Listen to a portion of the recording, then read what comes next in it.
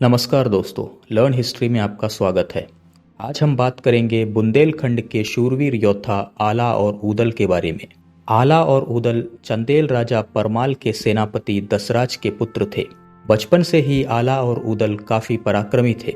अपने जीवन काल में आला ऊदल ने 52 युद्ध लड़े हैं और प्रत्येक युद्ध में अजय रहे। परंतु उनके जीवन का सबसे प्रमुख युद्ध महोबा का युद्ध था, जो सम्राट पृथ्वीराज चौहान के साथ था। एक तरफ अजमेर की सेना सम्राट पृथ्वीराज चौहान के नेतृत्व में थी और उनके साथ सेनापति चामुंड राय और संयम राय थे, तो दूसरी तरफ महोबा की सेना थी जिसका नेतृत्व ऊदल कर रहे थे। ऊदल के साथ लाखन, रूपन, डेवा आदि बुंदेलखंड के शूरवीर भी थे।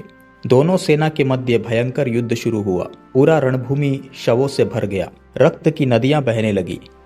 लाखन का सामना पृथ्वीराज चौहान से हुआ। दोनों के मध्य घनघोर युद्ध हुआ और अंत में लाखन वीरगति को प्राप्त कर गए। ऊदल का सामना सेनापति चामुंड राय से हुआ। दोनों वीर एक दूसरे पर टूट पड़े।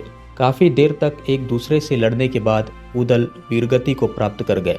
यहाँ एक लोकमत ये भी है कि ऊदल ने स्वयं अपना शीश काटकर चामुंड राय को दिया था, क्योंकि वे अपने परम मित्र लाखन की मृत्यु का समाचार सुन काफी विचलित हो गए थे।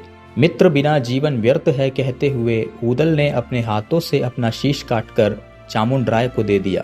जब ऊदल की मृत्यु का समाचार आला के पास पहुंचा तो प्रतिशोध की आग उनके अंदर भड़क उठी। अजमेर की सेना को मिट्टी में मिलाने का प्रण लेकर आला युद्ध भूमि में पहुंच गए और सम्राट पृथ्वीराज चौहान को युद्ध के लिए ललकारा।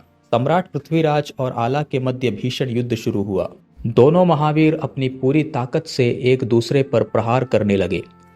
आला ऊदल के बारे में कहा जाता है कि उस दौर में पूरे भारतवर्ष में उनके समान बलशाली कोई नहीं था। आला पृथ्वीराज चौहान पर हावी होने लगे। सम्राट पृथ्वीराज चौहान लहूलुहान हो चुके थे। अब उनके अंदर ताकत नहीं बची थी, लेकिन आला प्रतिशोध की आग में जल रहे थे।